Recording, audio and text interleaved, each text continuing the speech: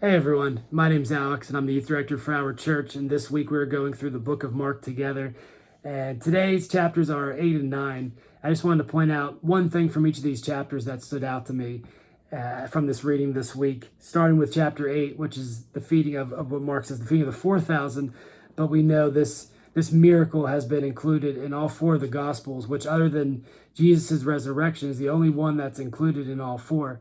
And to me, it shows its significance. And here we have a large crowd of people, thousands of people that have been with Jesus and his disciples for what Mark says for 3 days. And now the disciples come to Jesus with a big problem. They say that they need to be sent elsewhere to find food, to find what they need to eat. And but what they don't realize is that Jesus wants to do a miracle through them right then and there.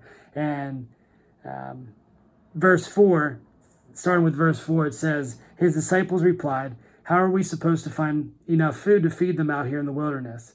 Jesus asked, "How much bread do you have?" "7 loaves," they replied. So Jesus told all the people to sit down on the ground.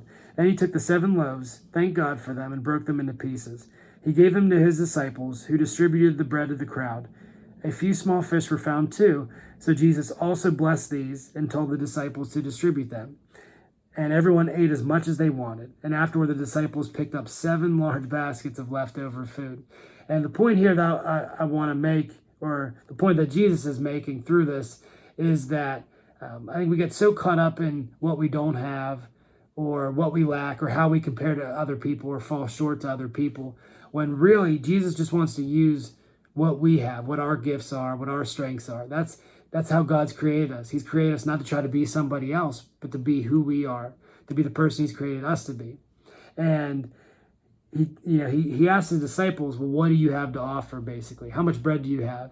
And the disciples thought just a couple pieces of bread or fish would not be enough for Jesus to use to do a miracle. And I think sometimes we feel that way, that we don't have really what it takes for God to use us, or we don't have much to offer. But really, if we're willing to surrender whatever we have, whether that's our gifts, whether that's material things, resources, or you just use our strengths to give him glory, when we choose to do that, he will do miracles through us. It may not be this noticeable or powerful in a sense, but he will do miracles for God's kingdom. That's what our faith requires, and that's where our faith comes into action, to allow God to use whatever we have to offer. The other thing I wanted to point out in chapter 9 is from the Transfiguration.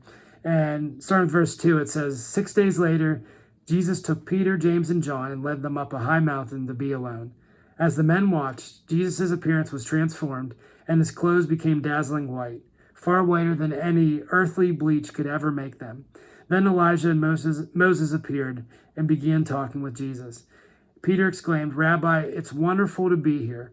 Let's make 3 shelters as memorials, one for you, one for Moses, and one for Elijah." And here's the key part I wanted to point out. It's kind of interesting, never really stood out to me before. In verse 6, it says, he said this because he didn't really know what else to say, for they were all terrified.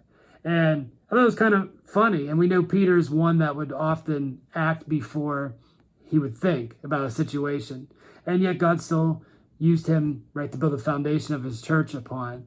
And, here it's like Peter just felt the need to say something as opposed to just soaking in God's presence. And sometimes I think we are called to be more silent before God than we are. I know that's something I struggle with, is just being silent, not feeling like I have to say something, not feeling like I have to almost, in a way, prove something to God to gain something back. But really, God just calls us to soak in his presence, right? And these were some of his closest friends that still struggled with this, trying to prove something, or maybe as a way to look better than the other disciples that were there.